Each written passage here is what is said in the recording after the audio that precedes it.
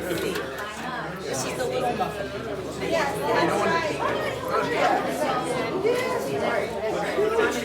Hi. This is the yellow talk. Yes. DEFCON 3.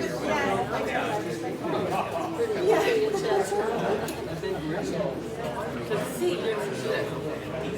my daughter told me we're I started vacation benefit. I sent that Hi, I'm Rick Miller.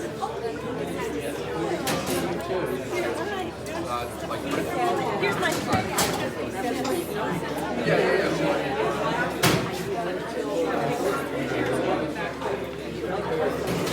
until these come Thank you so much.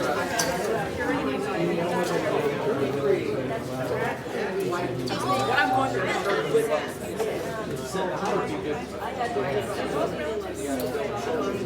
yes. Yeah. I do. Yeah. So I do. Just go over here. I used to. Okay.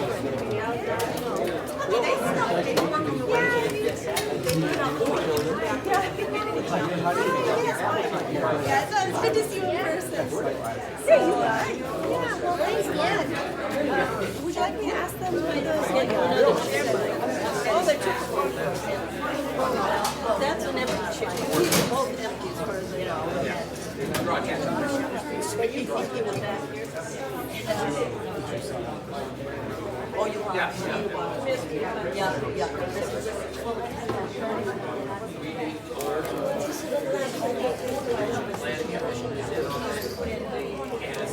Here's one, DOT.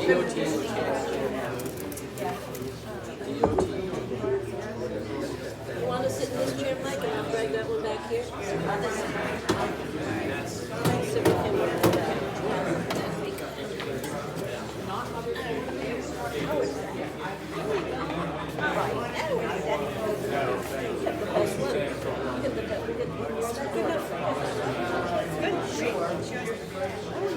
Mother's Day is so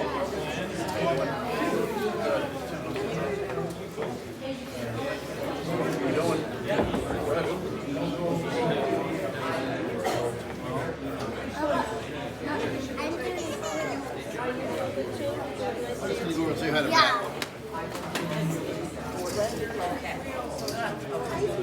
Mommy, you bring Baba out? he's not Yeah. You bring it out real quick? You know, I just saw the rest of things. They're not public, just for the interest one. Or just what? They'll just bring him to the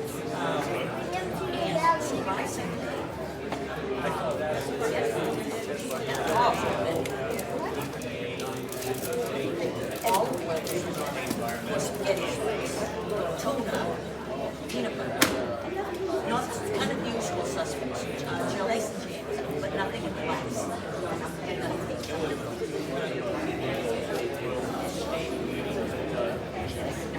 That's tough. But you know, that just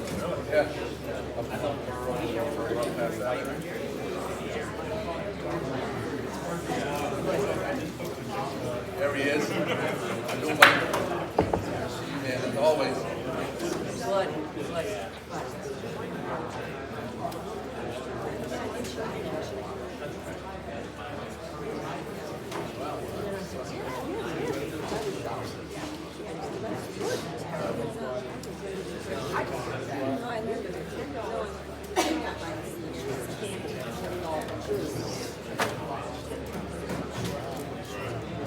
Well, if the Boy Scouts do it, and they send around the thing, I would do the Boy Scouts also.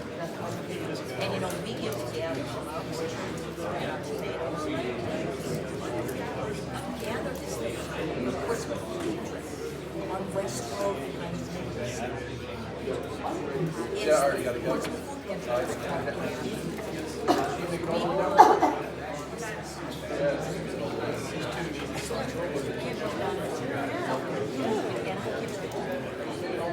I give to the priest, who's my priest. Jim.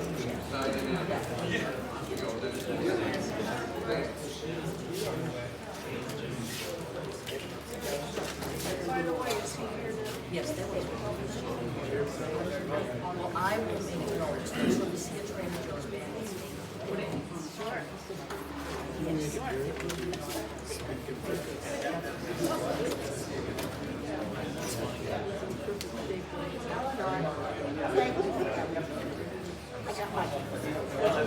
So you're Eleanor.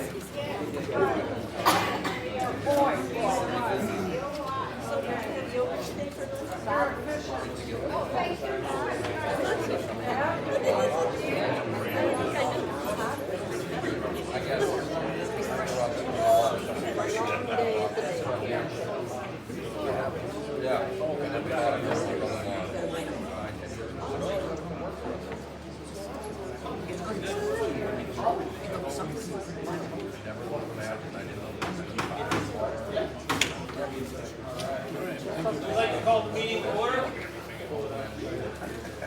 I am Selectman Bob Flanagan, and this is Selectman Brandon Arsenal. And we've asked you all here tonight so that we can talk about and get some facts out in the public. And I think with that, I'll let Brandon take it. Well, we'll start with, typically our call to order, and we begin with a pledge of allegiance. We have the flag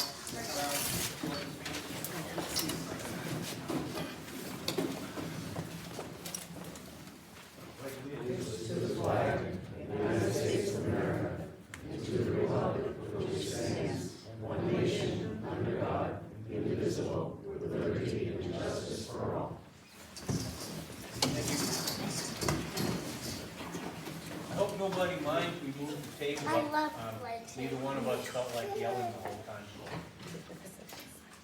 So I think the best way to start off is to give you guys a little information on where the selectmen are and kind of this big problem that we have as far as people seem concerned about and what I've heard from people reaching out concerning development on Pease Air Force Base, formerly Pease Air Force Base, with especially concerning air cargo terminals and new buildings and redevelopment over there.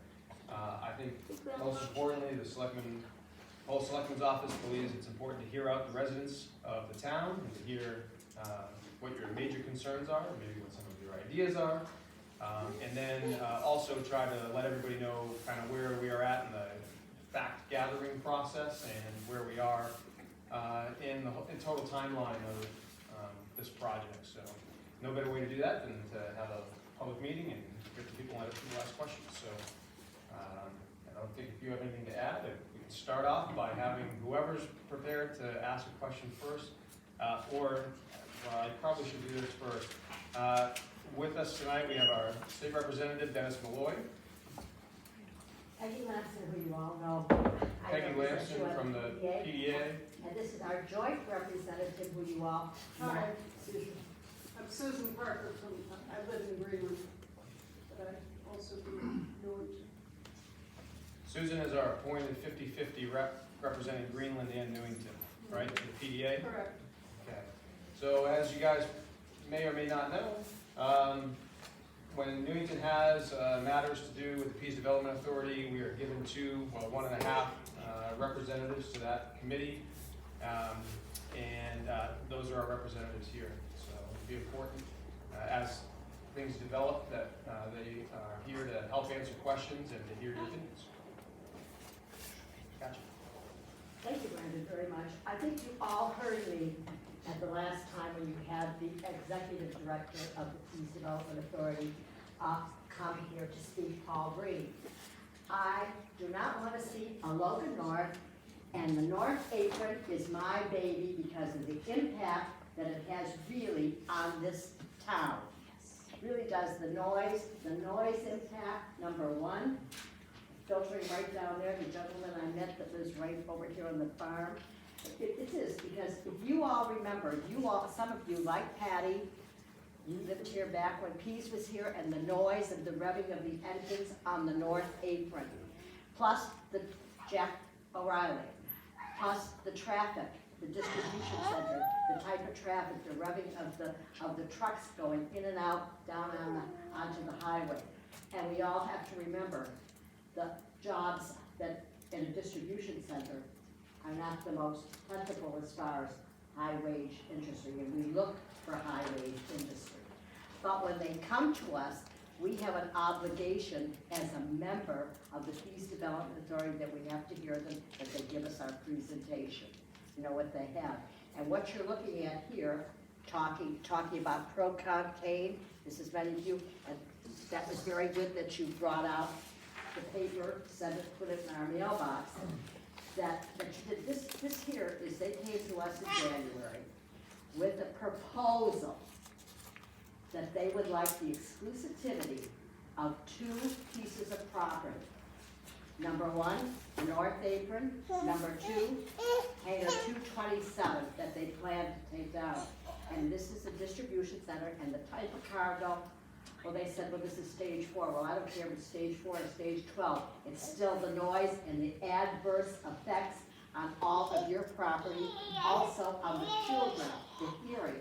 When I moved here, my pediatrician had said to me, keep your children in the house. The noise will give an impact to their hearing. So that's one point that I wanted to bring out. Thank you. I can vouch for the hearing situation. I grew up here. I went to the Stone School for 2 years.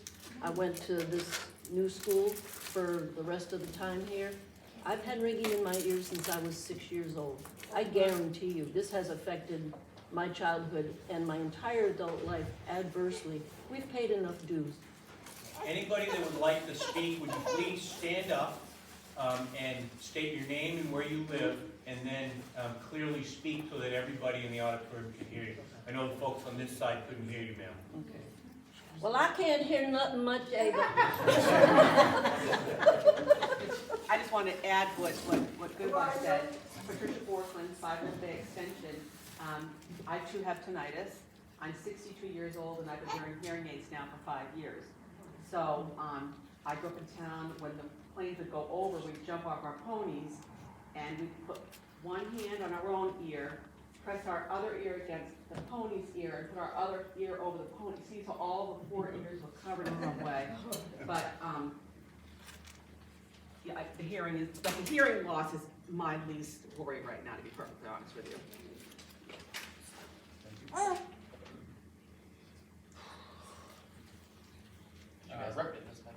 Representative Parker or Representative Lamson, would you guys mind, is it possible one of you could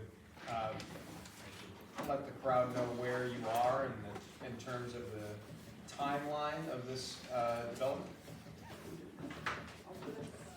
Okay. Thank you. Yeah, of course. Okay. Not good to have your back to the crowd. When I was in some of my federal appointments, I always made sure my back was to the wall. And there was a reason for that, because some of the wiseacres in the back of the room were really good at logging things. And I thought, all right, lesson learned here, people. So what I want to say, Peggy mentioned it, in January 2020, this option agreement, they were provided to developers regarding the leasing of 2 areas at Peace. Peggy has told you, North 40, all of you are familiar, we call that North 40, but it's that area closest to the Pease, or not the Pease, but the New England residential areas. And then there's the granddaddy from 1952, the Hangar 227, which has roughly 400,000 square feet. And that really is, I would say, a relic from the Cold War, but if any of you are familiar, as some of you are, what the size of the bombers were in the use in those years, then you understand why the hangars were such, by today's standards, gigantic size. The option agreements provide the developers with time to do their due diligence on potential developments. They did not come with a fixed notion about precisely what they were going to come out with at the end of this first 6-month option agreement time. The agreement paper with the developers calls for a maximum of 3 6-month option agreement periods. Period 1, January 20th, add 6 months to that. At the end of that period of time, there has to be a public hearing about what the desire might be by these proposers for a second option period, should they elect to do that. That would be totally transparent, as the first one was. They also have the option of doing a third option agreement. Again, you have a total, if you add it up, 6 times 3 is 18, so 18 months. They're working with consultants, a whole series of consultants, including transportation.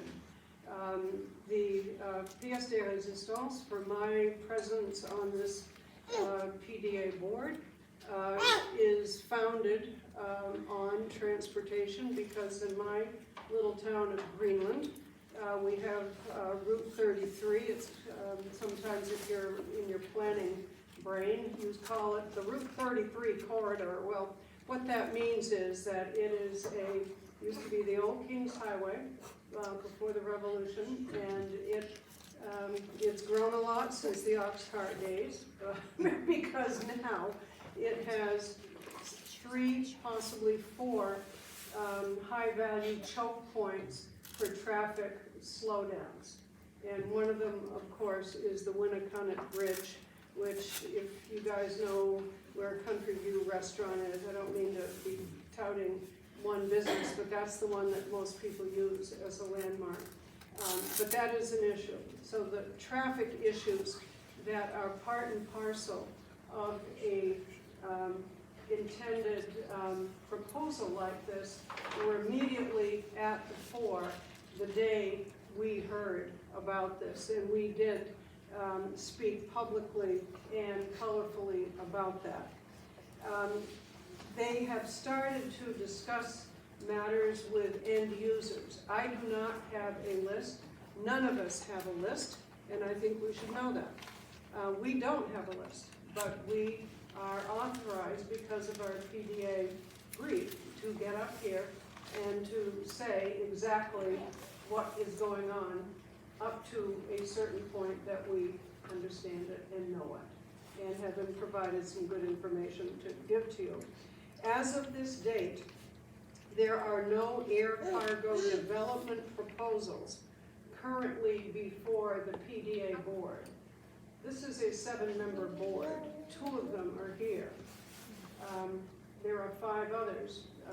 In fact, one other, Eric Anderson, is doing a meeting similar to this tonight in Portsmouth, and that's where Executive Director Paul Breen is this evening. In fact, I'm working off his PowerPoint that he's delivering tonight to them, and I think he'll be delivering the same PowerPoint to Durham. So people are on the hunt for quality information as it stands now.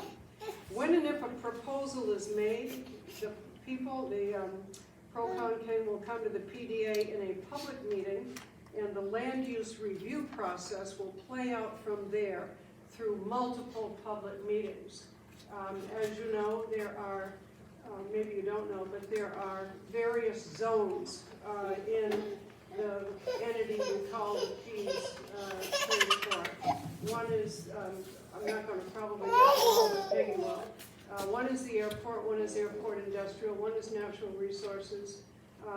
Another one, let's see, we're now on 3 and 4. Another one is business. Business, that's Yeah. business, that's what you have, Yeah. like on the Portsmouth side, where they do the municipal services. Yeah. With all the plowing and the road work and the paving, Yes. et cetera. So there are, for 3 of these zoning entities, the towns like Greenland, like Portsmouth, and Newington will have their own planning processes that will have to take a look at whatever's happening. For the last 2, which have to do with the airport and the airport industrial, that is the purview of the PDA board. So there are some really strict steps that have to be honored and documented, and it goes without saying that it's fully transparent. It absolutely has to be. It has to be. Yes, because any entity like this, so what if it was a SAC base, and so what if it, had all those important missions and sorties over to Europe during the Cold War? This is a different period of time. The military now, the presence here now, is the tanker wing, New Hampshire Air National Guard. And the tanker wing is extremely important.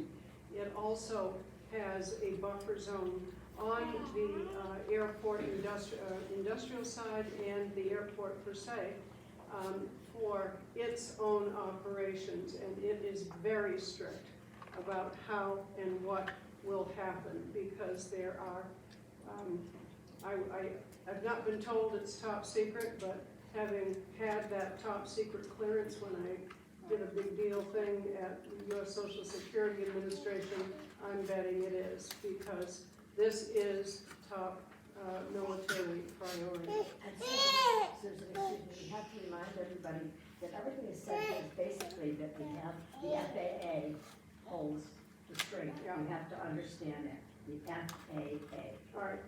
The Federal Aviation Agency is a successor to the old Civil Aeronautics Administration that some of you may remember from years past. They're regulatory in nature, and they have a wide purview over the airport and the airport industrial complex that is here. And we cannot, as a board, say, well, we think we won't authorize funds for example, something that's coming up Thursday. We won't authorize the money for a device that takes care of the cracks that happen in a runway, and certain material are turned loose, granular things that can go into jet engines. That is not acceptable. So we are held to a certain maintenance standard that is looked at very, very carefully. That is one small operational example of what the FAA would do.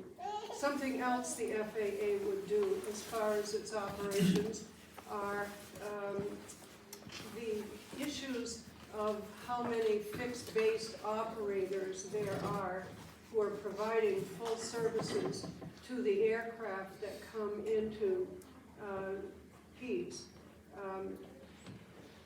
We have currently one FBO, Well, we have fixed-based the operator. Port City Air. Yes, Port City yes. Air. And we have another one that wants it very badly, is I'm giving you the conceptual Millionaire Air, reason which you why read. this is important, but the FAA has surveillance over the use and the distinction of who is appointed as a fixed-based operator. It is not just a walk in the park because there was a backroom deal. It doesn't work like that.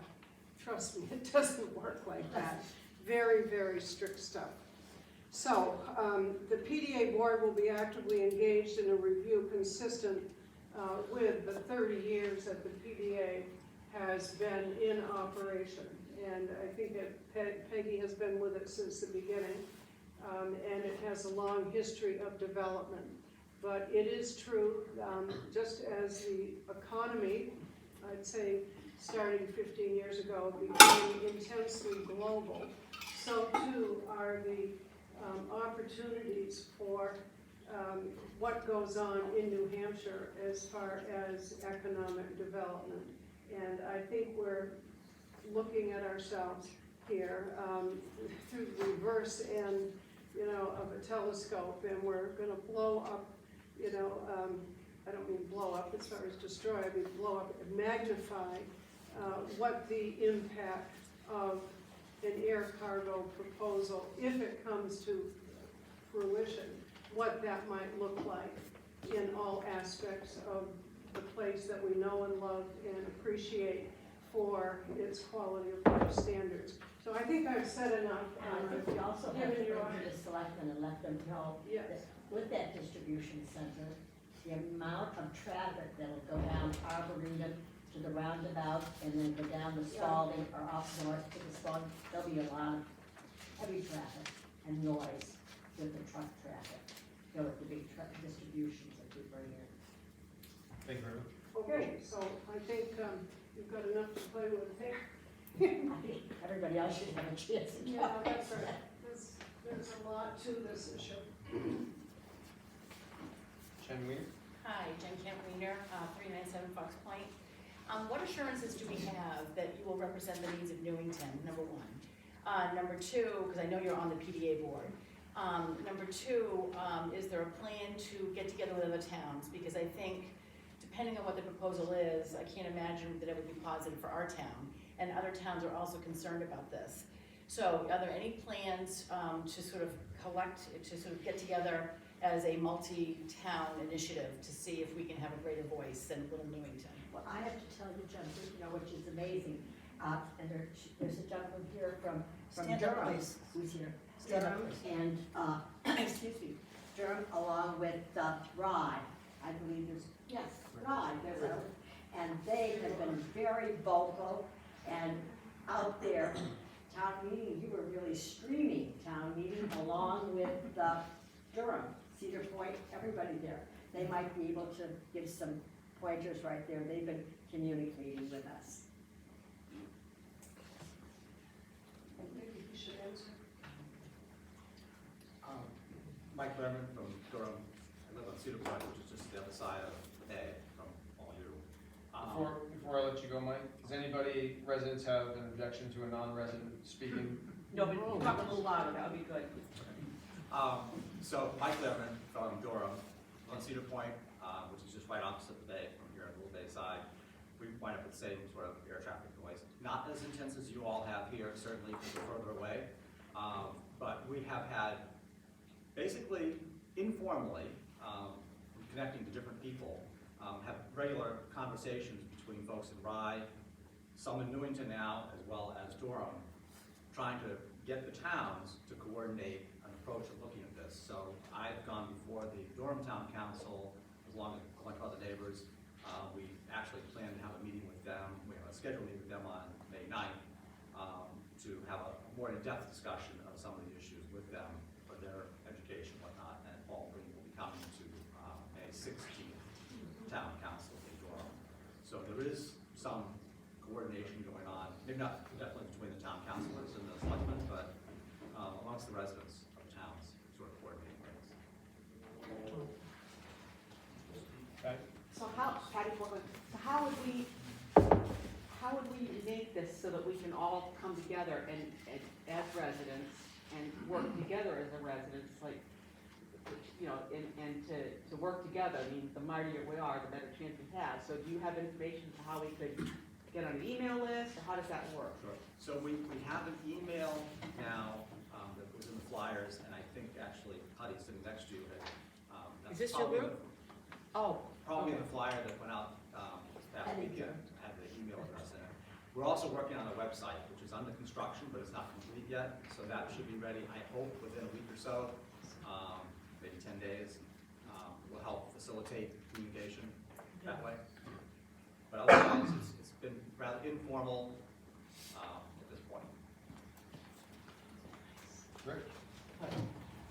I'm Rick Miller from Rye, and I live actually in Rye Harbor, right underneath the Peace Flight Path, so I know exactly what the planes sound like.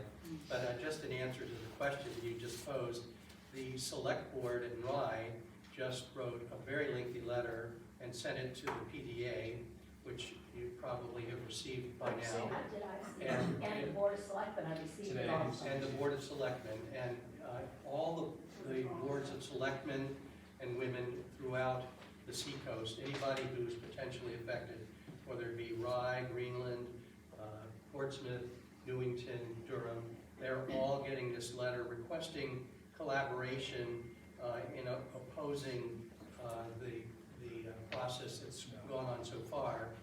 And in regard to transparency, while I have the floor, I would like to address a few items that Mr. Breen said in answer to questions posed at the last Newington Select meeting. One of the questions that was posed, would potential cargo planes be flying at night? And he said, no. There is no infrastructure to support overnight cargo company, mostly due to the fact that the location is 3/4 surrounded by water. Right now, there are 10 cargo operations a month. Well, that is a very deceptive answer, to be quite honest with you, because it's well known that throughout the world, not just the United States, the air cargo planes like to fly at night, because then they don't have to worry about the passenger planes, which crowd the skies during the day. So they have historically flown at night, and they've also flown at night because of the time differences. For example, between Europe and Peace. So there's a 7-hour crossing difference. So that's one thing. And also the pilots who fly for the air freight companies vastly prefer to fly at night. Again, for the same reason. They don't have to deal with all the traffic of the passenger airlines during the day. And then the question was asked, will you permit stage 4 aircraft? Only permit stage 4 aircraft? And he said yes. But you have to know that stage 4 aircraft are very noisy. The certification process by the FAA has shown that these planes have noise levels that vary from the lowest being 89 decibels to the highest being 110 to 115 decibels. And all of this relates in part to the load, the payload that the plane is carrying. If the plane is heavily laden, they're going to make a whole lot more noise on takeoff, and actually they make more noise on landing. So you have to factor that into consideration. And these operators, the people who want to do air cargo where there's constant transfer of cargo from one location to the other, they're going to want their planes to be crammed as full as possible. So you can count on the noise level being very high. So that leads me to one more observation, and that is this all boils down to a quality of life issue for all of us in this room, for those of us who live in Rye. I used to live in Greenland, and I remember the thunderous noise of the jets taking off with their afterburners blazing, and my boys were thrilled, but it was a colossal amount of noise. And as a doctor, I can tell you that there are many reports outstanding in the professional medical literature and in the aeronautical literature that shows that there are very deleterious effects from repeated high sound noise exposure. By that I mean noise that's loud enough that wakens most average person during the night. And I can tell you that I'm a very, very good sleeper, but I wake up anytime a KC-46 Pegasus flies over my house during the night, or if a C-5A Galaxy flies over my house at night, and you can be sure that the planes that they're going to be flying are going to be the bigger planes. They're not going to be the small planes. They're going to be planes that can carry a very large payload. The typical plane that they fly is the Boeing 757-300 extended range, and that has a sound level that varies between 90 decibels and 110. So you should be considering this, as many of us are, from the standpoint of how is this going to affect the quality of life that you've come to enjoy over the years that you've lived here and on the seacoast. And frankly, I'm not willing to give up the wonderful lifestyle that we have. I'm happy to answer any questions you have on what I've said.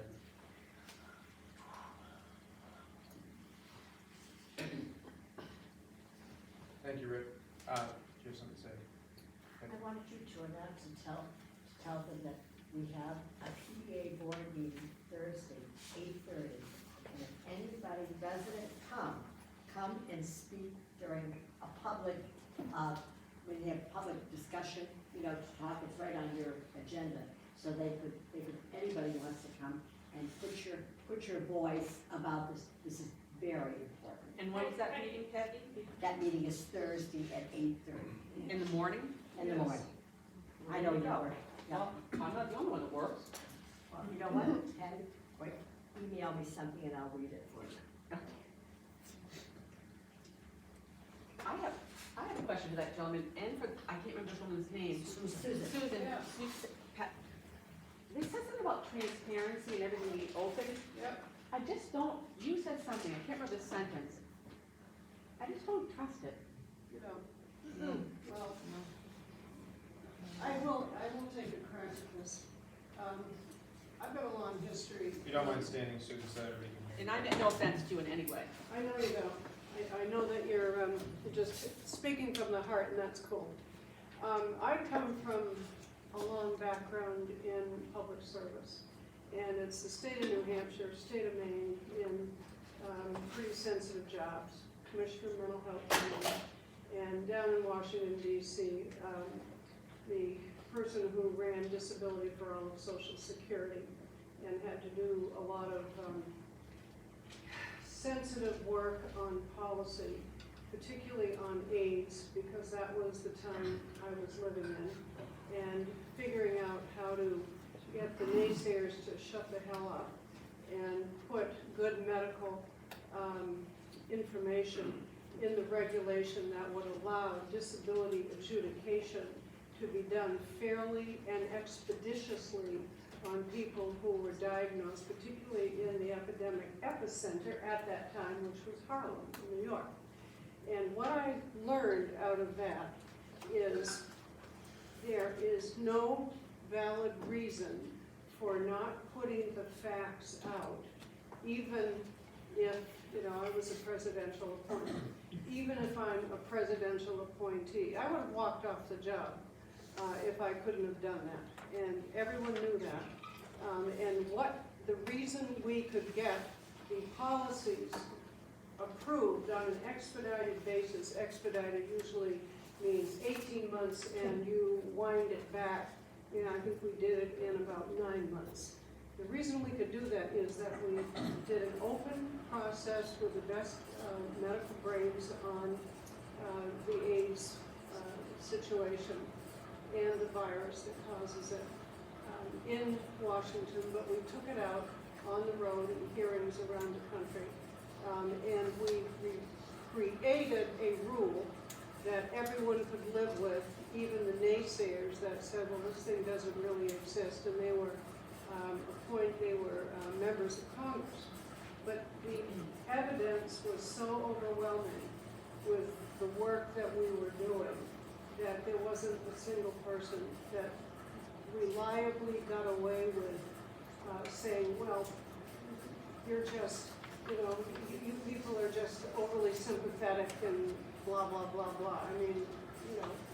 So how does that relate to? Here's how it relates to you, ma'am. Thank you. This is how it relates to you. Yep. This issue is so important to the quality of life in this area Yep. that all of the facts, such as Dr. Miller has, those are very good points.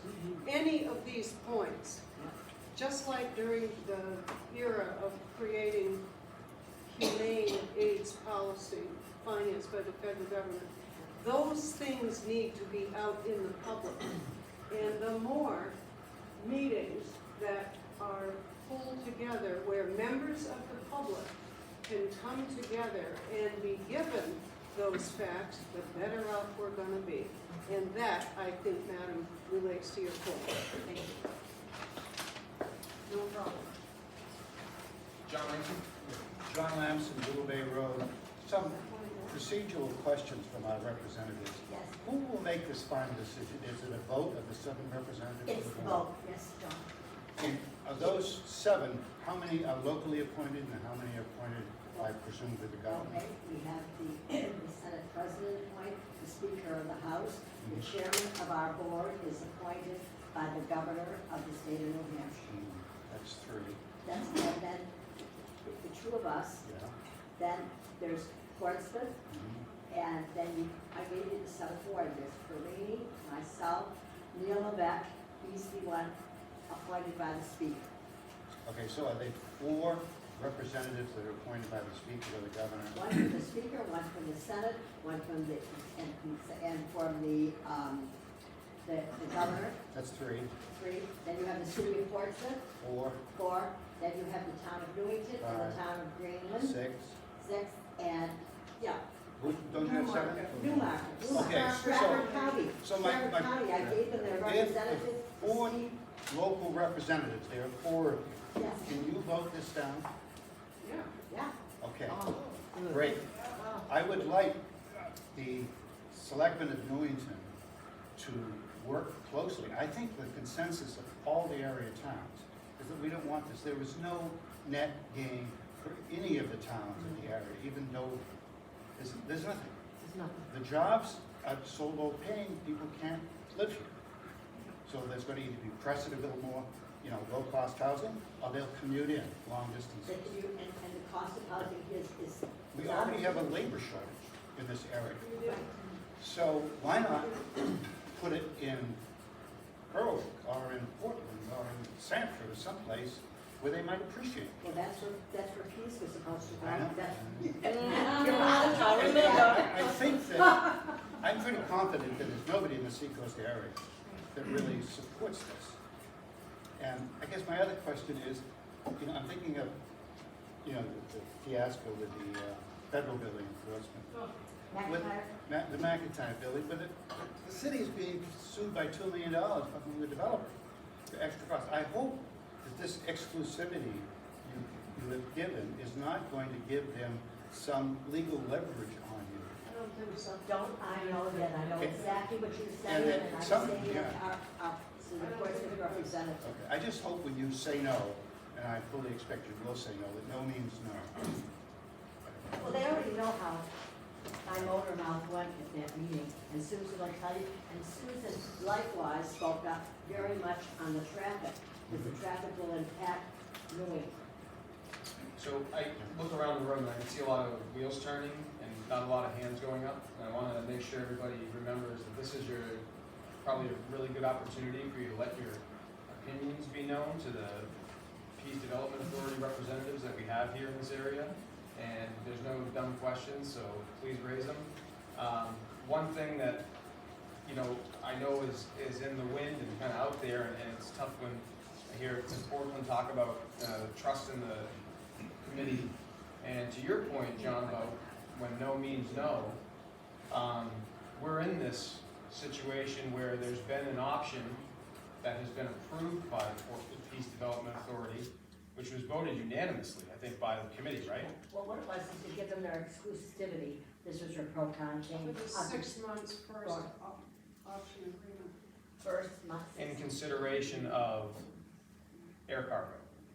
Yes. No, the thing is, what was it, before we gave to them, they asked for those 2 spots, North Apron and you have, and 227. And Correct. that's what it was. Only those 2. In respect to air cargo, right? Yes. So I think what I'm trying to get to is why did the board grant Thank you. an option for a developer considering air cargo unanimously, but then also sit here and say, we can defeat this, just based on the local level? Can anybody explain that? Well, we can, myself and I our can't hear. other Peg, board. you need to stand up. Please stand up. Other board members, especially for Portsmouth, Greenland, we spoke like this, that we, we'll give the option we have. That is one of the things that we have to, if somebody comes to us, gives it to the executive director, they do the thing with the staff, and then they come to telling that they have a company that wants to do this or wants to do that. So they gave the presentation. And I told them, I said, we don't want cargo. And Susan will tell you, I said, Newington was very emphatic the day that the United States Air Force closed Pease. They announced, we don't want this to be a Logan North.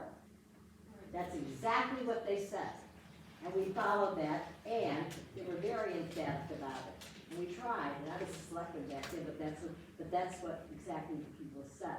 So right now, I said to them, and Susan was right there with me, and she did with the traffic.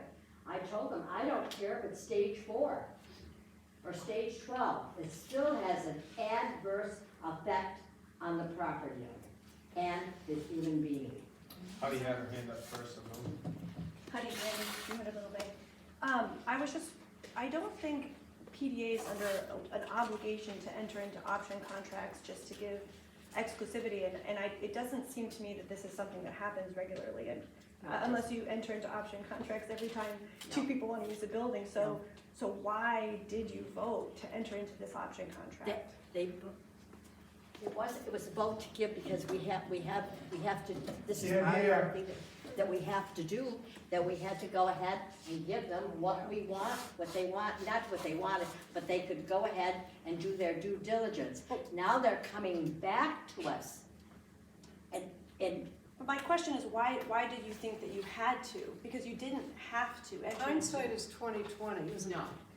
No. Well, so part of my question stems from the, so I've been doing a lot of research, and it seems clear that even as far back as 2019 or 2020, Mr. Breen has been very interested in bringing in air cargo, and in fact he's quoted in articles in Seacoast Online in 2020 talking about how Pease is a perfect fit for air cargo, and then in February he said it again, how Pease is a perfect spot for air cargo, and then in the proposal by Procon Kane, it talks about how air cargo is a huge demand, and there's tons of demand for it now, and this spot is going to be excellent. And then the proposal was 300 to 700 square feet of air cargo facility. And then at the same time, PDA understands that FAA prevents the PDA from placing any limits on number of planes or what time they fly or what types of planes. And FAA carries. Yeah, and they don't let you place any limits. So once they're in, once the air cargo is in, those planes are going to fly as often as the end user wants them to, and there's nothing that you can do about it. And there's nothing that any towns can do about it because the FAA is very, very stringent with that rule. So I'm very concerned that, you know, you have Newington's best interest at heart, that I know for sure. You know, the board as a whole, there's 7 people, there's 2 of you, and the board is 7. And it seems that PDA has been moving forward and talking about how positive air cargo is and entertaining 700,000 square foot proposals. You know, this seems like a boulder rolling down a hill, and you're talking about how much you don't want this to happen, but everything that the PDA has been doing, and you know, I know that you've voiced your concerns. Well, yes, and one of the things that we received from Concord was to say that to provide jobs, high-paying jobs. That was back, Jack, you must remember when you were selected, that's exactly what they did. Jobs. Both of us were both selected, and they said that. They always say that. Yeah, jobs for what? And this is low-paying job. Distribution. Brenda Blonigan? Brenda Blonigan, Hanley. My concern, we talk about transparency. My understanding is this was voted on in January, and the first that we've heard about it is in April. I have a big concern that from January to now, I don't believe the selectmen have had any briefing about this, or any of the citizens of this town of New England. Do you think the transparency is narrow, did you say? If this was discussed and this was voted on in January, and the first we hear about it Well, is in April. this year was just giving them that option. We have not. But it was voted on in January, right? It was January that we did, that we stated that they could have that exclusivity on those 2 pieces. And we did not hear about this until April. Correct. They did hear about it in January. You're The Board of 99% Selectmen. there. It was, Yes, it they was did. March, when Yes, they they presented did. us with an opportunity to have a meeting, to hear about it, have a Q&A. So 3 months. 6 weeks after, yeah. Thank you. Because I gave them all, and because your chairman. I wouldn't have had No, it. you weren't there, but you were on there, and Mr. Connors received that about them coming, yes, they did. Right off the bat. Jen Gunn? My question is, why did you vote to approve it, to even entertain it? I think that's what people are frustrated about. is that if you understand and you're against it personally, why would you vote to even, and I don't care about jobs, right? I mean, if you're representing Newington and Greenland and the other towns, why would you vote to let them put a proposal in? Why not say no from the beginning? I don't understand. Well, the thing is that I said to them, you're going to give a proposal to us, and I want to hear. And, so along with Greenland, we were both chomping at the bit with this, with the noise was the biggest thing with me. And they know that, and that my board knows that. But we've opened a door, is what we've done. And so Now, we gave them anyway. just to do this, to do their due diligence, that's all it was. It was not approving anything, nothing. It was approving an agreement, an option agreement. I need to speak what we did in Greenland because, those of, I'll stand. Those of us who represent towns, which is, I will tell you, this is not BS. It's a huge privilege to do this.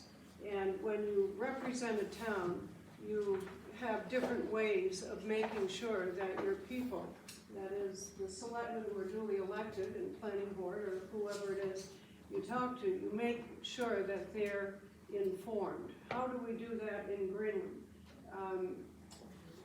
These very large briefing books, I do a summary for the Greenland Selectmen, not all the points, but I also meet with them sometimes twice a month, sometimes once a month, sometimes more often, to explain what's coming down the pike and what has already transpired. It's very easy to use 20/20 hindsight, and I know if I were sitting where you're sitting, I may be saying some of the things that you're saying now. But when this proposal came through, there was not a huge amount of information about air cargo as an industrial niche or what it might entail. We did have a sense that this was a very complex issue and that we needed to get to the bottom, in my case. The transportation issues, the issues with wetlands and natural resources.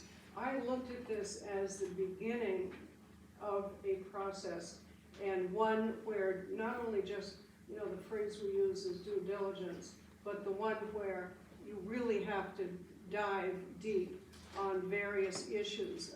Noise, for example. The research I did on noise, it did not include Heathrow in some of those, but I did look at noise requirements in some of the local airports in northern New England to see what the FAA required and whether or not that applied to Ps. I looked at it and said, all right, we've got 3 possibilities here of time periods, and it can be shot down at any one, it can be shot down at the conclusion of any one of these 6-month periods. That's what I looked at because I don't like things as a Greenland citizen and as a New Hampshire native shoved down my throat, and I don't think it's ever happened in my life, and I'm not about to start at this advanced age. May I ask about the, Heidi, can I allow somebody to speak about this? No, I can, and then I'll go. Okay. Go ahead. sorry, no, I was just gonna ask about the specific, because we're talking about 3 periods of time where you can shut it down. Yeah. In the contract, well, first of all, how much did they pay for this option contract? They didn't pay anything for it. It was just an option to come and do a due diligence. There was no numbers brought in. Procon is a company that has plane sense over there, and they have been watching Ps very carefully, and then they came and dragged in Kane, who we all know who Kane is, McIntyre. The McIntyre building. Yes, yes. It's infamous for its. Yes. So I just wanted to check though, so in June, the PDA can vote to let it expire and not renew. They can't choose to renew if they want to continue doing research. You can say. We can say it's no. over. Just as, yes, exactly. And then don't forget, we have FAA hanging over our heads, and I want you to know that. all you have to say. They, as her grandfather said to me, they want the planes, the enchiladas, to get up in the sky. That's exactly what it is. Another first timer, Brian Sabrini and Rebecca. Brian Sabrini, 23B Lane. Just want to say, someone that's only lived in town a few years, but lived in the area my whole life. I think it goes without saying, most of us in the room know that, I think you guys appreciate you being here and appreciate the transparency you're trying to provide to us. But I think it goes without saying that in the 30 years since the base closed, there's probably been a fair share of backroom deals and lack of transparency to get P's into the successful development that it is now, but definitely took something to get there, and that's from the federal level right down. I would say also, I'm just curious, I remember reading months ago about that, one of these meetings where the chair, who's no longer the chair, there was another company, and I don't want to see anything like this built there, but I'm just curious, there was another company that was at the meeting. They were looking to speak, and I think they weren't even given a chance to speak. So that's one quick question I have. The other thing is, my other question to, if like someone was looking to build a nuclear reactor on that spot, how would you have voted at the time? And and I mean that seriously because, again, talking about letting it get to that next stage, if you vote that nuclear reactor down in the first meeting, then we wouldn't be sitting here now. So we're talking about something different, but I guess it's just a matter of nipping stuff in the bud, and we are kind of. Well, you have to. Two questions, I'm sorry. You have to understand, before Brandon was on, former selectmen, they did know about this coming up in January when they came pro con. I can't speak No, you can't speak to it. for but yes, myself, Mr. but Latch. say that one more time, Peggy, I didn't hear that part. What was the last part? I said, Mr. Latch, I replaced Mr. Marconi. I know, but I said he. I do not believe, though, in the review of the minutes sense that anybody from the PDA has come before the Board of Selectmen within the last 12 months. Is that true, Eleanor? When you call, when Except for Mr. he asks Green last me, I come when I ask, I give the stuff to Mr. Connors. Prior to that, of course, you replaced Mr. Jim here. He didn't have much to say when I gave them, but I gave them all the information and, I never got any to say, come to the meeting. Mr. Lonigan was the first one that said to me, Peggy, I want you to come. Do you remember that, Bob? Yeah, Brian. Can I just get either of my questions answered though, nuclear reactor or that meeting? Not about knowing about the meeting, what happened at that meeting? There was another company there. I was just curious. Sure. Yeah, the selectmen are just not pretty faces.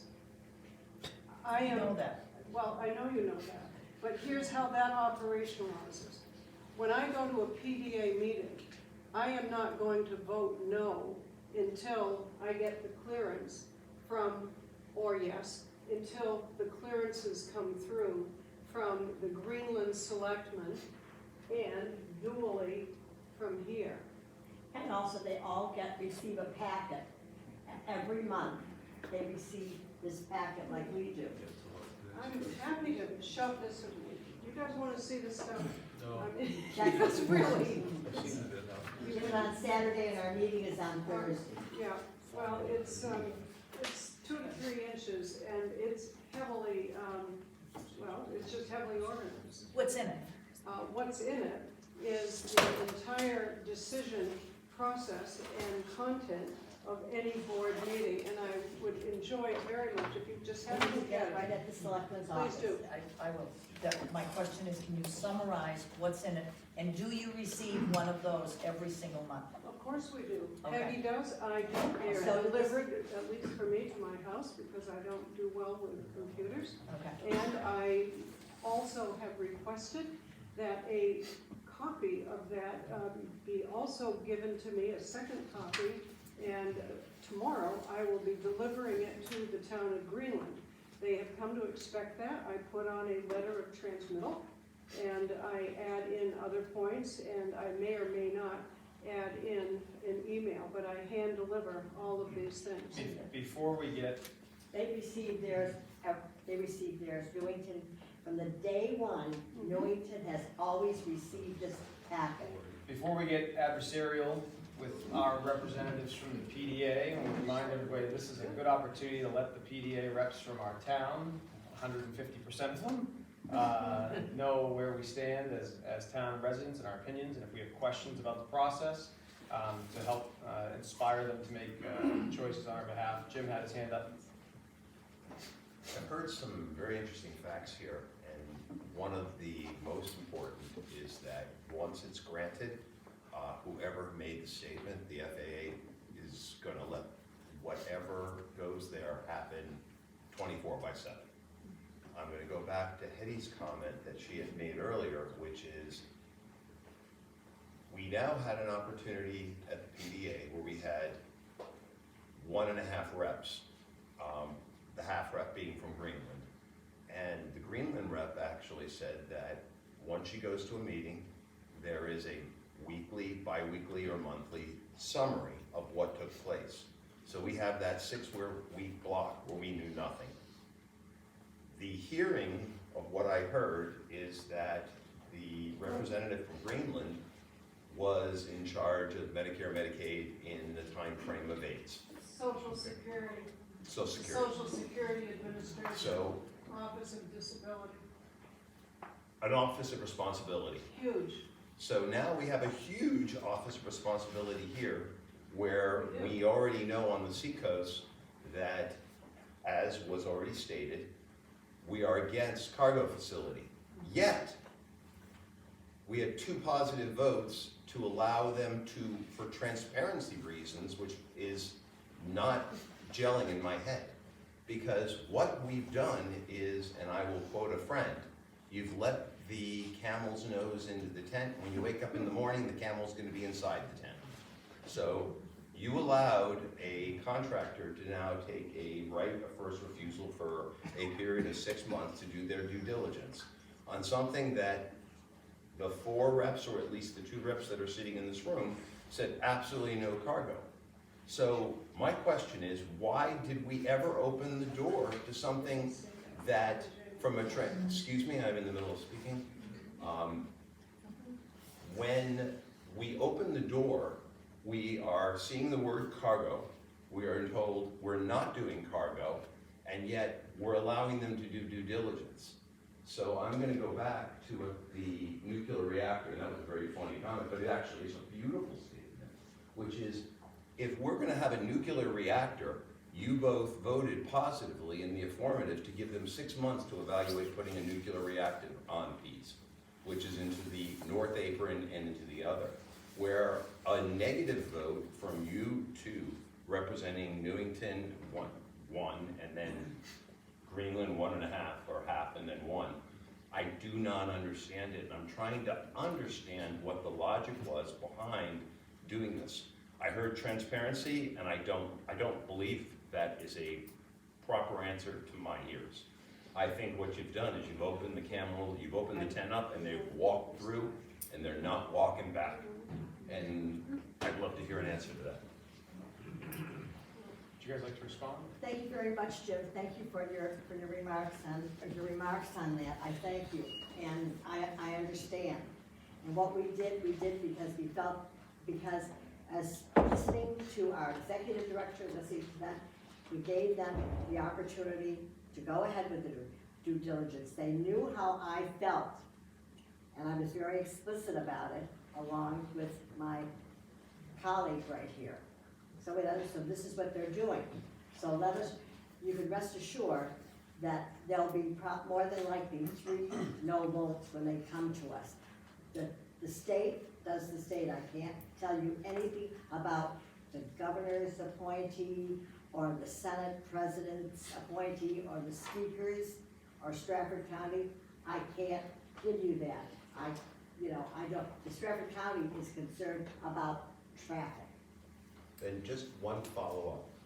I heard before that we need 4 votes to defeat this. Yes. What you just said, Peggy, was that we had 3 We have votes. 3, and now if we can hopefully get the 4th, like Stratford County, let us hope, that would be the gentleman Stephen Fournier, let us hope for that. Thank you very much. I mean, We let Rebecca Novelsky. Rebecca Novelsky at Hughes Air Force Base, Bull Bay Road, now Newington Road. My family's been impacted property-wise and noise-wise ever since this property has gone in. My question, I think I'm leaning more towards what John Lampton was asking is, I understand the 4 votes, just my concern is that state government, do they have any more sway on the vote than that, even though we would have to majority the vote? Do they have any impact of that vote, so to speak, as if we have? I think what Rebecca's asking, are the votes, the 7 votes equal share? Yeah. Are the 7 votes of the board equal share? Each person has a vote. everybody has a vote, of course, we each have our vote. I understand that, I just mean that, will the government, the state government, according to things, have any sort of sway over your vote? I mean, can they override? Yes. Not to my knowledge. No, they can't. You know, and the thing is that one of the questions were at the time when the executive director was here, there was one couple from next door to us here at the town hall, asked if it has to be a perfect yes vote. And I said, no, it doesn't. It should be all no, and it's no, it's no. That's just how it has to be. And it ends? Pardon? Yeah. Emily? I go to school, Caleb, 7LA, 6 Fabian Point. I go to school right there, and from my bedroom window, I can see planes going by, and I usually don't hear them that often, but if I'm gonna hear them every single night, I'm not gonna focus very well in school. Oh, I understand what you're saying. That's very true. That's right. You see them coming right from there. Very true. Thank you. Thank you very much for standing up. Jack O'Reilly, get you next. Jack Rice on Park Point Road. As a former science teacher, I just looked up decibel levels, because a lot of people don't realize. Our conversation level is about 60. If you was at the front row of a rock concert, you're at 110, right in your arena. Pain is 130, so planes, I think you were talking about 90 and above. 90 is about, well, a vacuum cleaner is 80, so it's like standing next to a vacuum cleaner.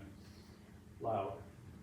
As former, that's my first, second career, as a former nuclear engineer, nuclear manager, I take a nuclear power plant over an air cargo facility, keep me awake all night, anytime. And the third comment is... You're a bricker, aren't you? Yeah. Representative Malloy and I are both on a board of a nonprofit called the Great Bay Stewards, and one of our biggest concerns is the environmental impact on the bay. And I don't know what kind of due diligence and studies they're doing, because I also heard about a new tank farm, which we have a lot of concern on it, but we haven't gone too far yet with it, to ensure that environmental studies are done, impact studies on wetlands. I know there's a lot of wetlands over in that area.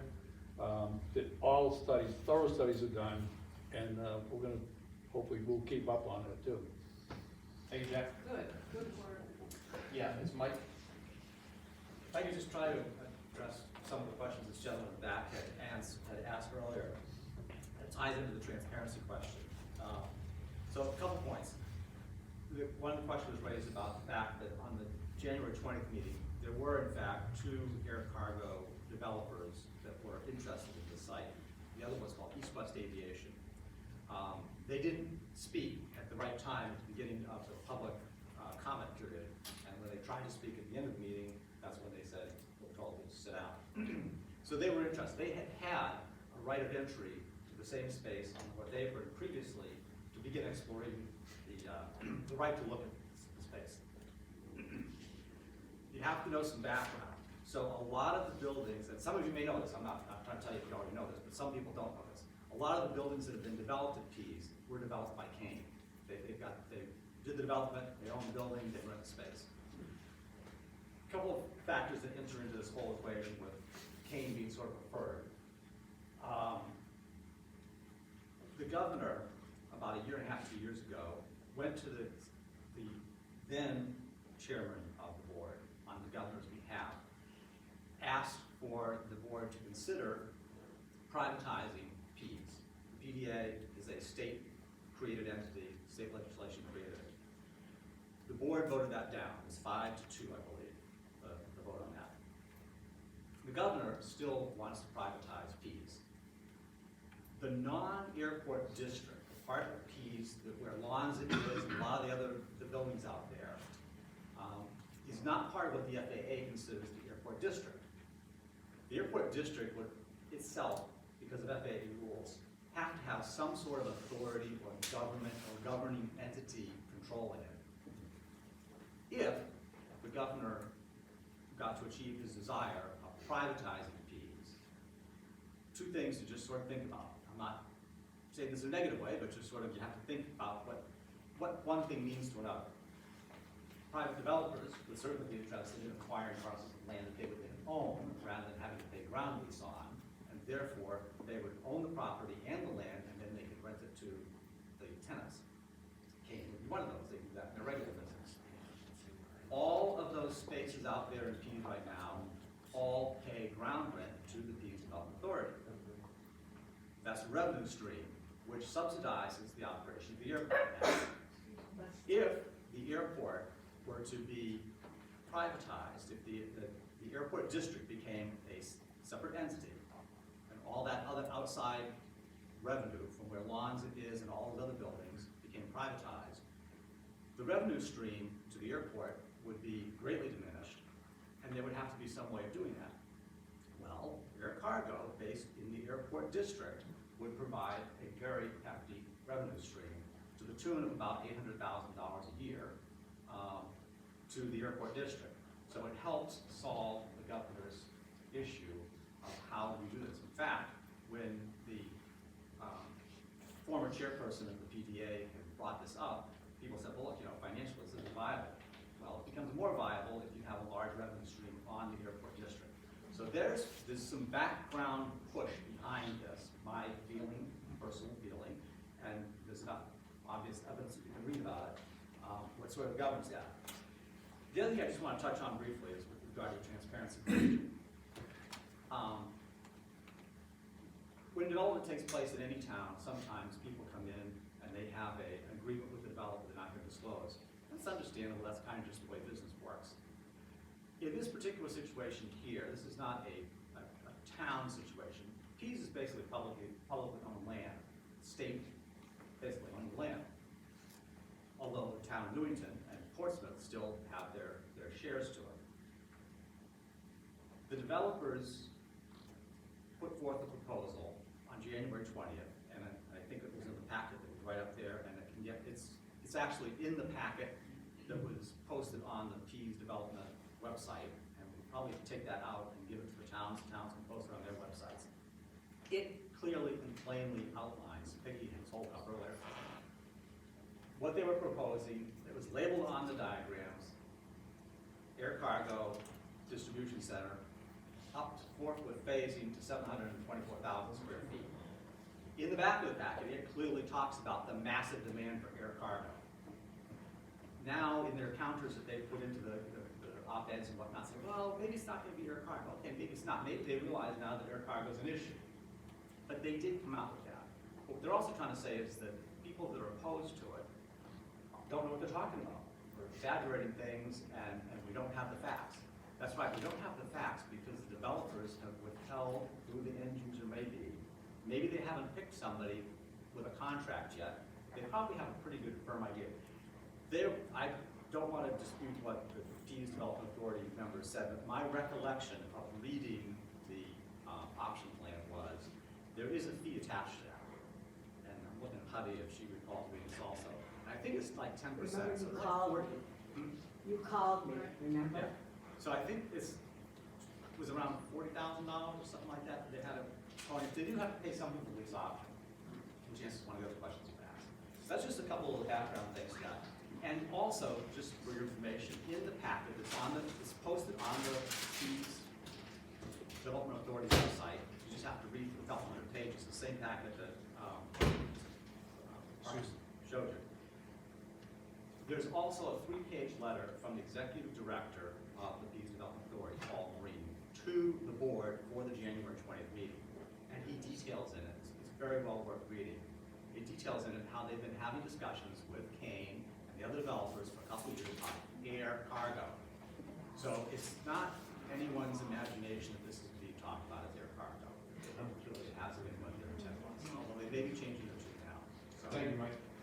While we're talking about the privatization plan, let me tell you, I've seen part of it. And what the PDA retains for their revenue generating is, if you look at where the town line is, the 3 biggest landowners in the town of Newington are the Wildlife Reservation, the PDA, and the National Guard. So we get $0 from all 3 of them in taxes from those 3 entities. If you look at the 3 businesses that are on the Newington side, it's 6 Hour, Waste, and then, Barley White, what is it called? Barley White, what? But there's 3 big businesses right in a row. Conveniently, the PDA chose to keep that as part of their revenue package. So we don't get $1. Now, many of you may notice they just recently paved Arboretum because we squawked about it. So they made the comment to us, well, you know, hey, do you want to take Arboretum now? Well, I don't want to take Arboretum. I'm getting 0 tax dollars from it. I'm not getting 6 Hour money. I'm not getting Waste money, and I'm not getting the 3rd building either. And as far as the PDA is concerned, we're not going to get a dime from those. They want to keep them, and they want to keep the district up by Lonzo. Portsmouth does, however, get some property. So Portsmouth was in favor of privatization. I will tell you, me personally, I'm not, until there's something in it for Newington. I have to correct you on this. You see, when the reason Portsmouth receives the taxes, if any of you still remember, all of you remember, that they would do. I'm talking about future money, Peggy, not past money. Yeah, but I'm talking about anything. You would have it if you did the municipal services. That is one of the things. And the town of Newington did not want to do municipal services. Number 1, we don't have the infrastructure to do it. That's not what I'm talking about. I know. I'm talking about if the PDA privatizes. Oh, privatization. The PD, yeah, if you can keep up with us here. If the PDA privatizes, they keep certain properties so that they can continue to generate enough revenues to maintain themselves. And the 3 properties in Newington that we could tax, they keep. We don't get them. Well, I think, If there's air cargo going overhead, none of these properties are gonna be worth what they're worth, and there's gonna be even less tax money going to Newington. It's gonna drive Newington really downhill financially. Ann Highland Heber? Yes. Ann Highland Heber, 20 Gundalow. I believe the prevailing sentiment in the room is against this due diligence option, air cargo, pro-con cane. There are 7 members on the board. If this 6-month option expires, and that would be favorable to the prevailing sentiment, can Newington be guaranteed that these 2 representatives on the next round, when it's aviation, planes, air cargo, God knows what over there, is gonna be 2 no votes for Newington on a board of 7? you can hear it from me right now, you heard it from me before. Good, I just asked. Yes. good, Thank you. good. Make sure the minutes reflect that. Reflect that, please. And also, I'll have to go. Got it, all right. Portsmouth. We'll drag Portsmouth and work on Stratford County. This is, man, I don't know your name, sorry. You can stand and. I'm from Greenland, and so, it's my representative, but did I hear you say that you would get, the selectmen would tell you how you needed to vote on They this? often do after I give them Right, various so it's types of not information. your vote, what you want, it's No, I what the represent Greenland the town of selectmen. Greenland. It's not me personally. I am a vehicle So the for- selectmen, so we'd actually need to convince the selectmen to tell you how to vote. That's right. So it's not your vote. That goes without saying, if Right. you're a board member, that is correct, it's well stated. Okay. Could I ask, would people object if we took a straw poll? I know we're not representative, and it's not official, but it might be useful when people are discussing this, that say 95% of the people at the meeting voted no. Let's do it. Would that be? Let's do it. Could we take a straw poll? Anybody Yeah. opposed or anybody?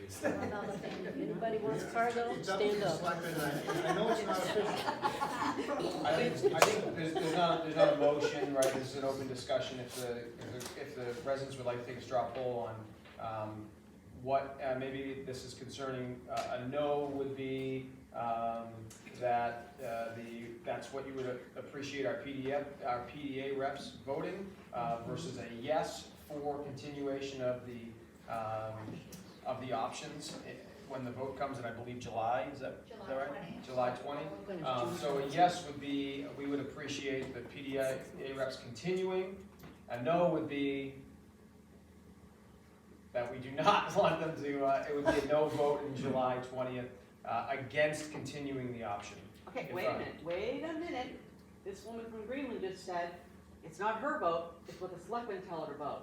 Exactly. Okay, so wait a minute. So you have to You guys, convince the are you selectmen. guys gonna tell Peggy, vote no? Well, They're why waiting do to we- see what we say.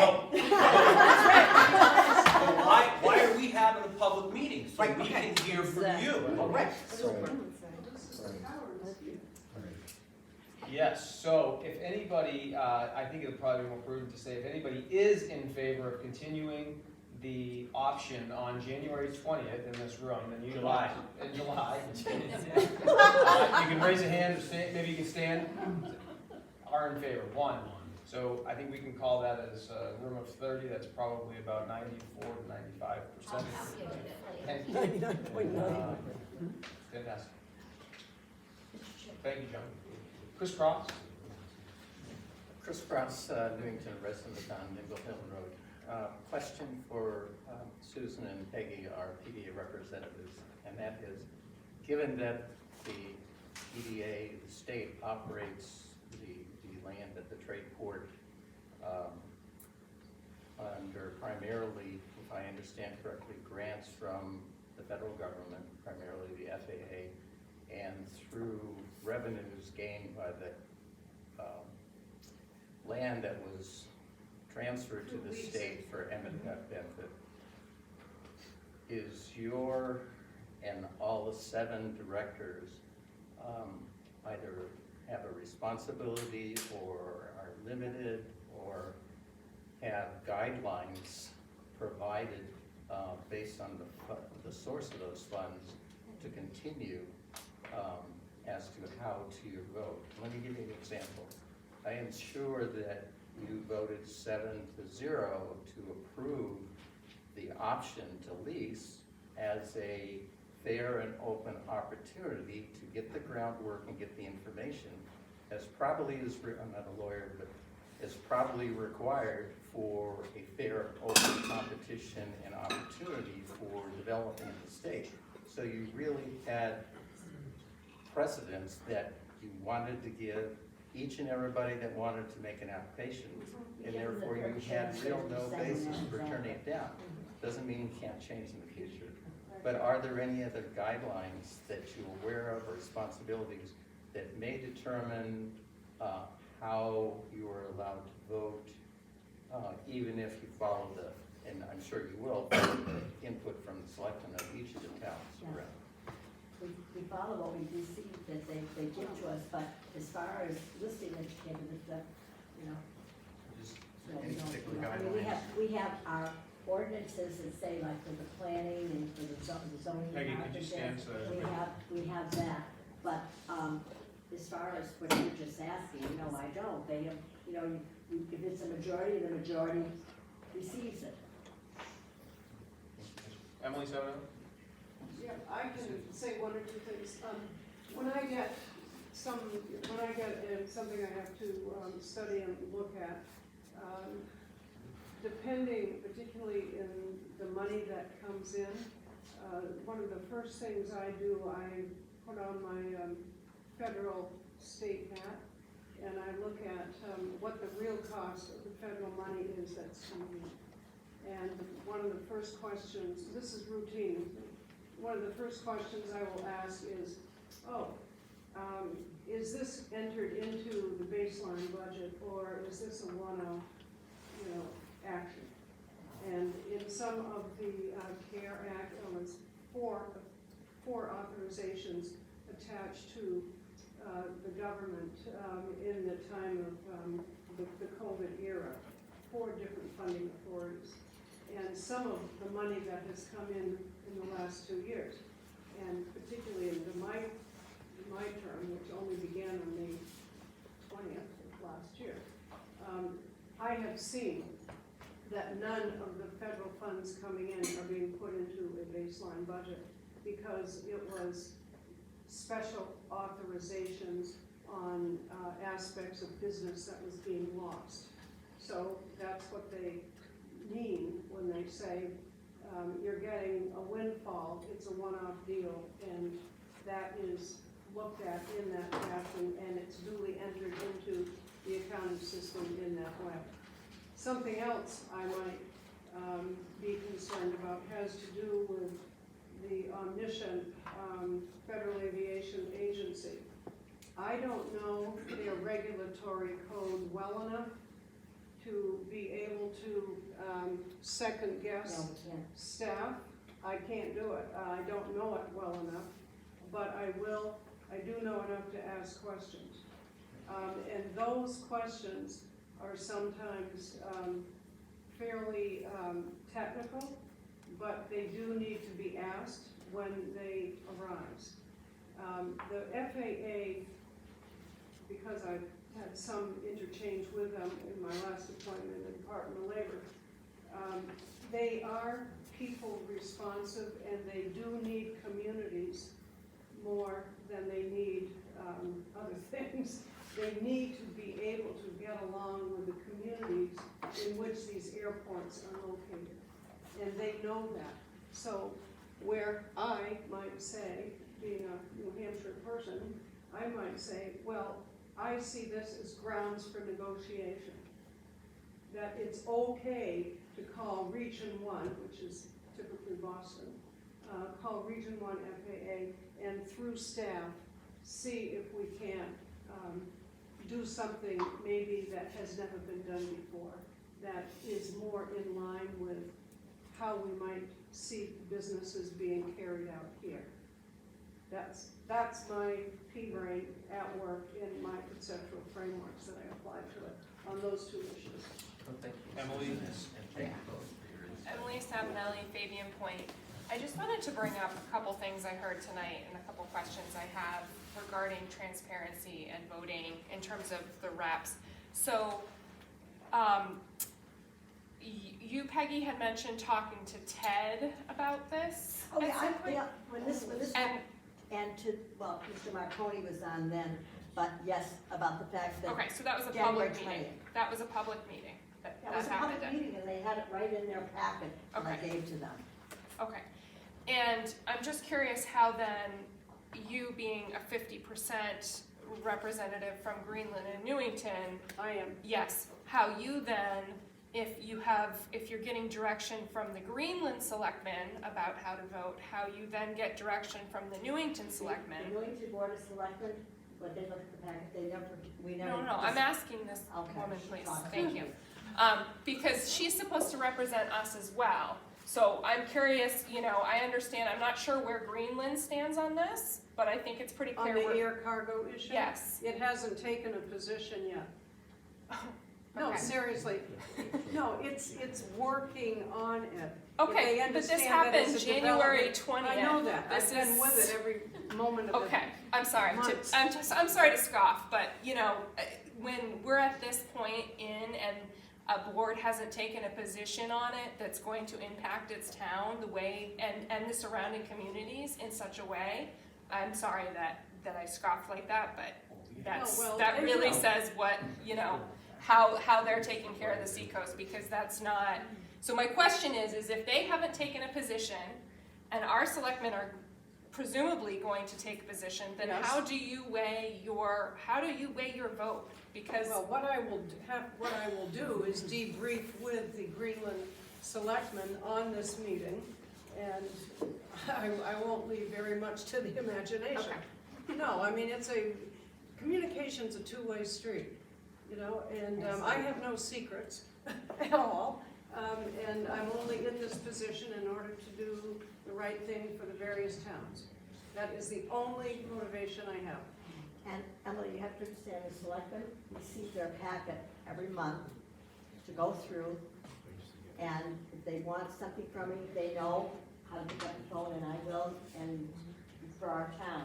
And our selectmen we haven't taken a position yet as a board, have we? No, Not we that haven't. no. We've had one They public. they have not taken a position yet.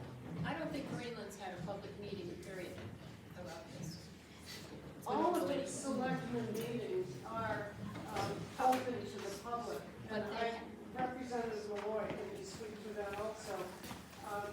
Whenever I go before the selectmen, there's electronics that beam this thing out. You can participate. I mean, these are all open meetings. I'm well aware of that, but I'm also well aware that Greenland called this meeting and advertised it to bring people out. Newington. Yes. No, it did. No, I saw that. Ms. Borglund? Greenland has. So just, I'm gonna go back to Susan again, but I'm gonna follow up with Emily's question. Okay, so you go to 50% Greenland, 50% Newington. What are you gonna do if the Newington says, we don't want this, and then Greenland's kind of saying, well, we want this? How do we get your vote? I don't understand half a vote. That is actually spelled out in the, I wish Mr. Connors were here, because we had, before my appointment, we went through an exercise and had a bit of a discussion on that. Yep. And anything that I would do, if there was differences of opinion. Yep. And Greenland said, well, if they wanted a positive vote, and Newington wanted a negative vote, Yep. We'd have to go through a negotiation and work it out, case by case. Okay. Well, the That's how it would be. The greater impact, though, should weigh heavily, and we're definitely the greater impact. I Correct. believe. Correct, they would be aware of that. Yeah, they know. Yes, I would like to say. If you don't mind, just stand Yeah. and identify. My name is Deb Ladner, Hodgson Farm Lane. Carl and I are new residents to this area. Thank you. We spent at least 3 years plus trying to decide where we were going to retire. Well, I'm a little nervous. We moved from Hollis, New Hampshire, very rural, lots of conservation land, and spent a year renovating our home, and moved in November of 2020. It's noisier now with airplanes than it was when we first moved in. I mean, I hear them, they wake me up.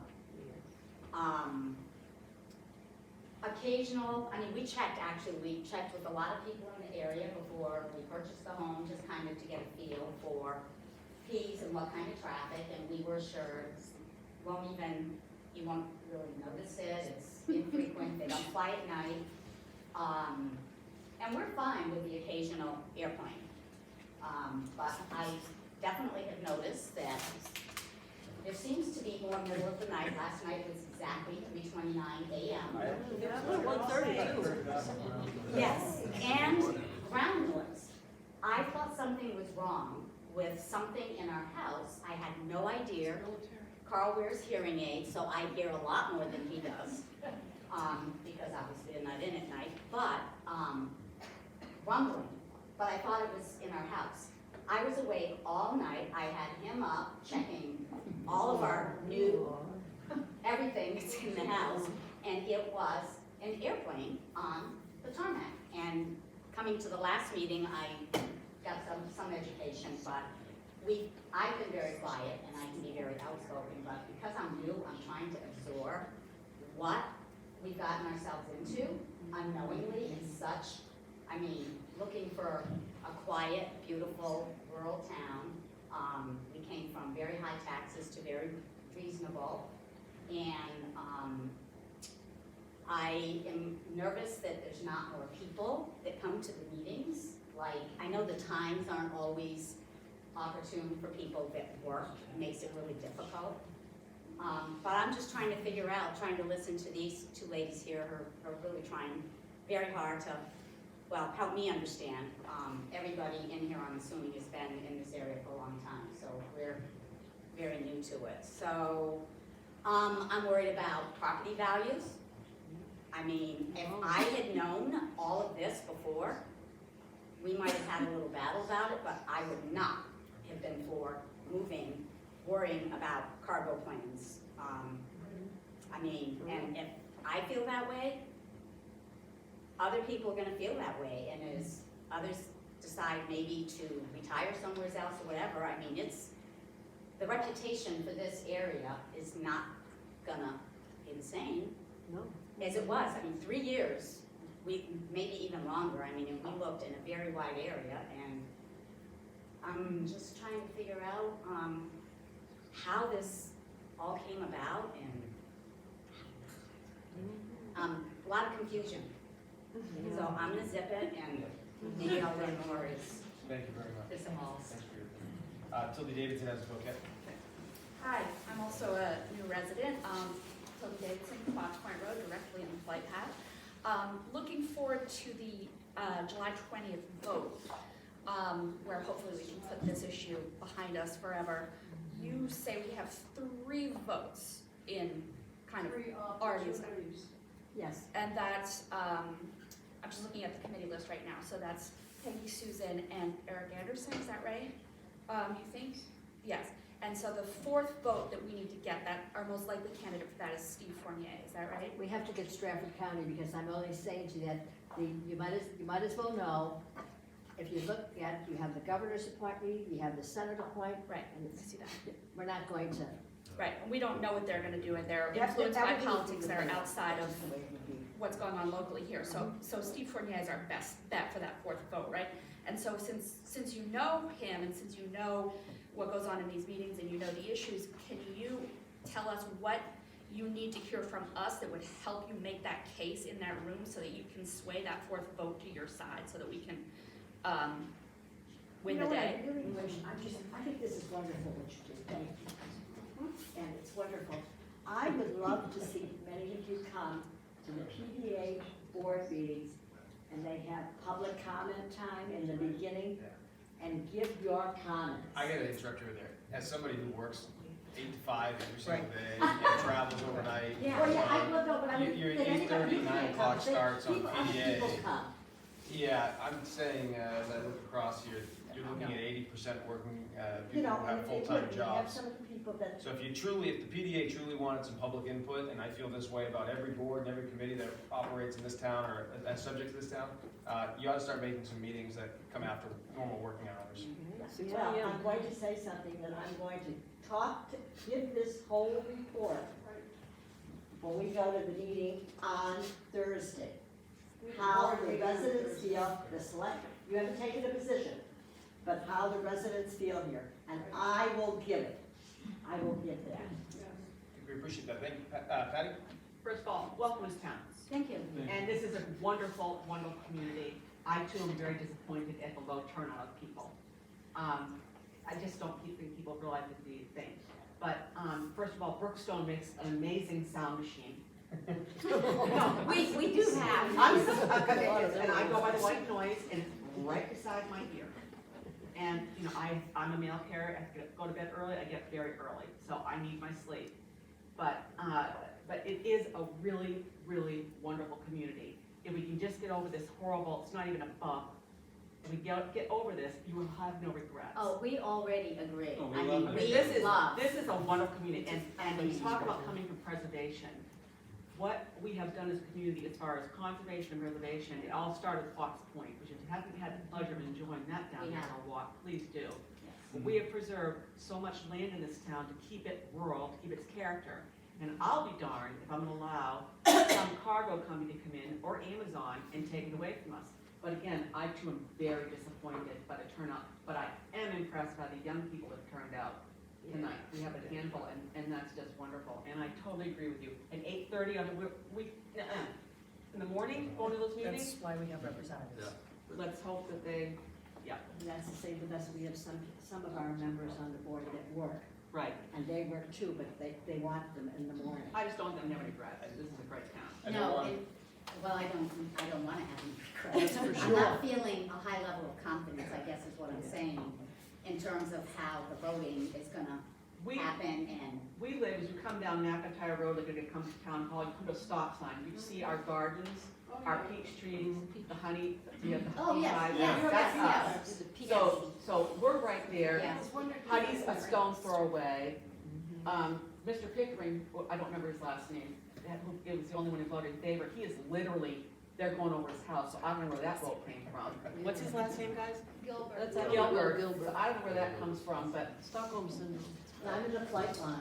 so I just want you to know, this is great, and you will No, love it. and I do agree 100%, I was not inferring that. I know in that, any but I just way, want you to shape, feel very or welcome.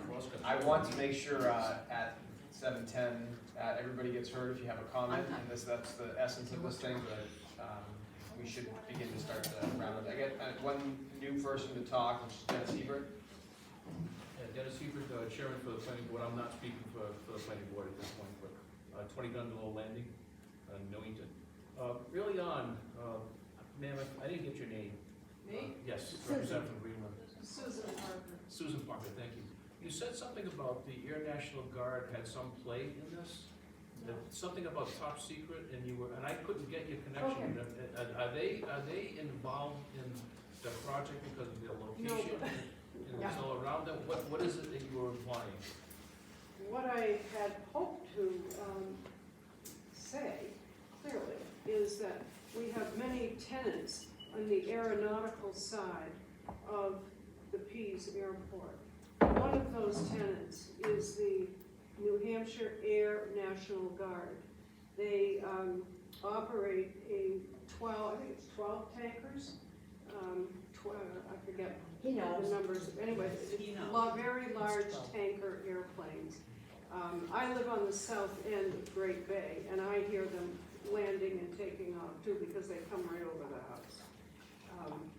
It's loud, yeah, but the point of knowing this is that the North Apron, which was one of the sites that Procon Kane indicated an interest in, was to place a smaller facility in the North Apron.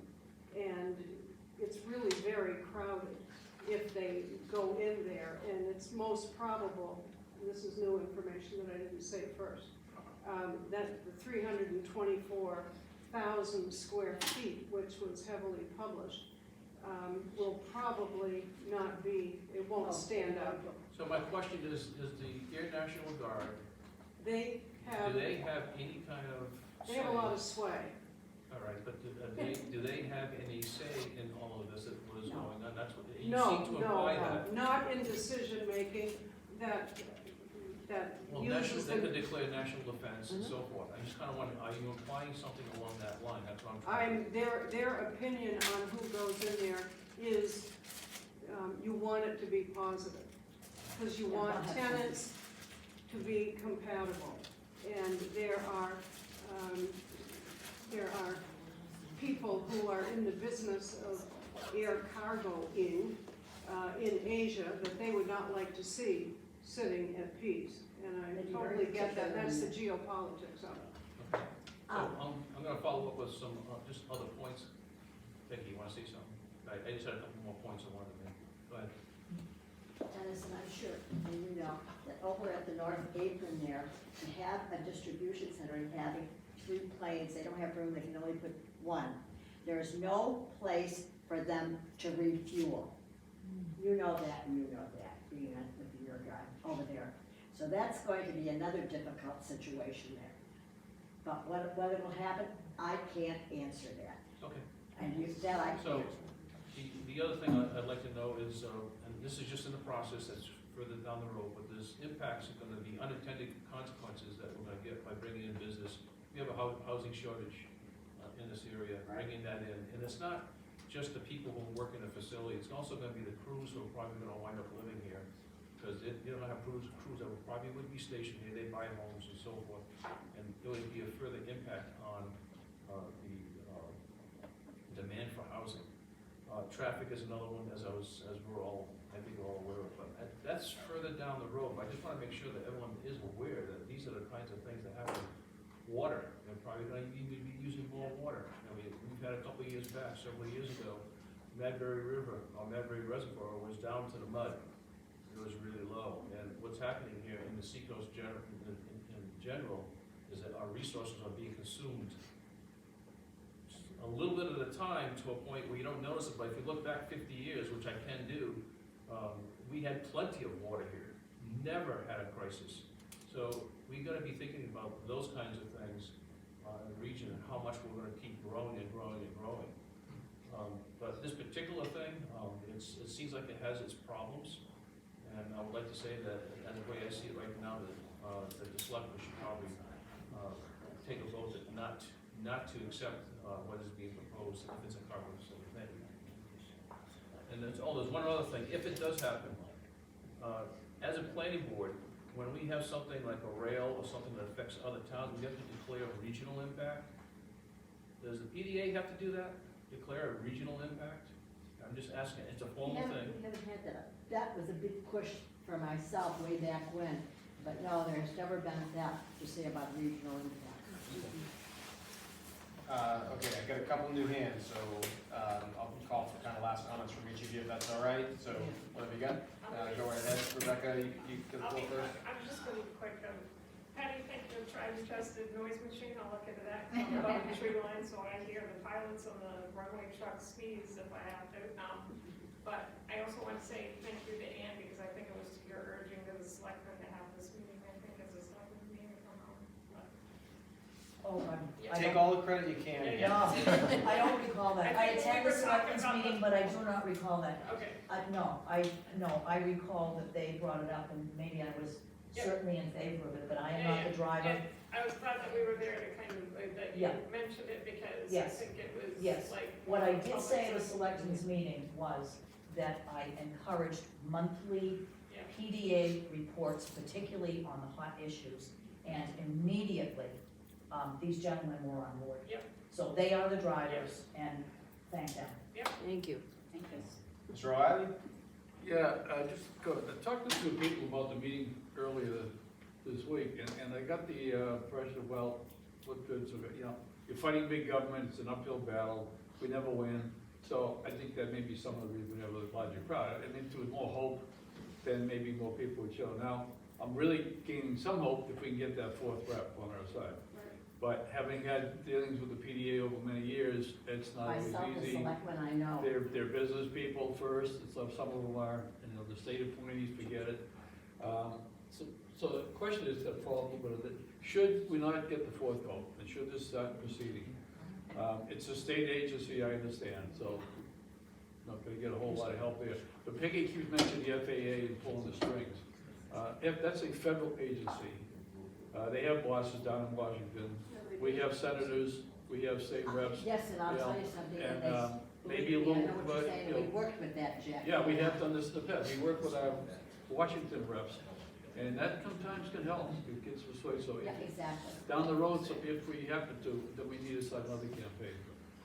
Dennis, if you're able to hold on to us, appreciate your help. Jim Weiner? One question. We started in the very beginning, and I made the statement that we have 3 people, with 3 votes, we need a 4th. Then through the meeting, and I apologize that I don't know your name, the Greenland representative, I was listening and watching the different words that she said, and she even clarified something. I don't think we have the Greenland vote. We have to earn the Greenland vote through working with the selectmen. Because right now, Peggy has said, yes, she's gonna vote no. The Greenland rep has said, we don't have a decision on this. The selectmen have to tell me what to vote. Then we have the third, which I'd like to know who the third person is that we think is gonna vote yes, and then we have to do another one. So We my don't know the state, selectmen. what? We do not know the selectmen. I mean, I have no idea what their thoughts are, so in my mind, I'm thinking, we really have one vote. That's exactly what I'm getting That's how I to, is feel. right now, that when the comment was made that we have 3 votes, the Greenland representative made the statement, we have 3 opportunities. And therefore, I'm asking, I'll wait for, this is for the selectmen. Sorry, Jim, can you This repeat is, that? it's okay. I was gonna say for the selectmen, for Greenland representative, the Greenland representative is saying the selectmen will make the decision. And then she will carry out the decision, and that'll be half the vote. And then if there's a disagreement, then Newington, Greenland, selectmen will get together. Right. Do you think, and I'll ask this question to the Greenland representative, our selectmen can do anything proactively? Yes. And if you could explain what that would be, and that would only help your case. So we would have 2 votes locked down. I will certainly build a case here. I think it's not just Greenland, and I'm sorry, I don't know your name. Jim Weiner. Jim Weiner, I have to remember that. I think each of the towns that received a letter from RIE, and I believe it's 7 in number, I believe each of those select boards could learn something if they have some discussion with other select boards. And I would like to see Newington and Greenland, I mean, this is a shared seat, so you can use that as an excuse. But you don't need an excuse. I do think it would be very helpful to have probably a face-to-face meeting on this issue. And obviously I'll be there. Jim, that's what Brandon and I were talking about when we weren't listening to you. It's Well, it's great. I like it. I mean, this is such an incredibly important coming together here. And I'd like to see momentum come out of this. One of my past lives, I was a community organizer for mental health services. And, You're in the right place for that.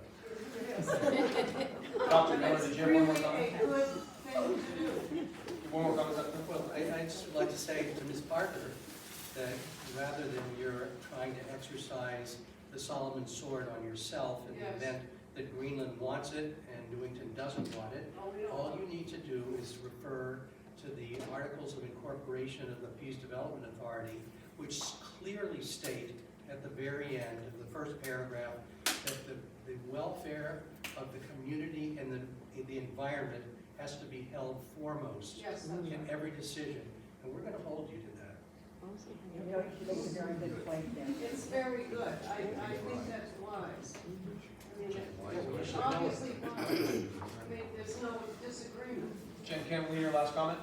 Thank you. I just have been here a long time, and I know people have made comments about the fact that, oh, you know, the feds are gonna win. Well, we should go back to 1972, when we went up against the feds, and we got McIntyre Road to cut in between Pease Air Force Base. So this little town did it then, and that was something that I think was actually probably an even greater feat, and we were a smaller community. So I would like us to have that kind of mindset in how we approach this, and not get sort of lazy about it. We have to be aggressive, and we have to be organized. Thank you. Awesome. Thank you. At this time, close the public input session of the meeting. Thank you all for your input. I think your concerns and opinions and expertise were heard loud and clear by both 2 out of 3 members of the select board, as well as our 1.5 representatives of the PDA. Thank you both for coming. Thank you, Dennis Malloy, for coming. Thank you to the residents for voicing your opinions. At this point, we can continue on with the selectmen's meeting, even though that's set to be pretty short. May I say something to you? I'd like to thank the Board of Selectmen for having this and listening to the residents of the town of Newington coming to this, to bring this. I have a lot to take back. Susan does, and believe me, I will Thursday. Thank you. Thanks, Dave. Old business, Bob? Any new business, Bob? There's a lot of old bid. No new bid, right? Make a motion to adjourn. Motion adjourned. All in favor? Aye.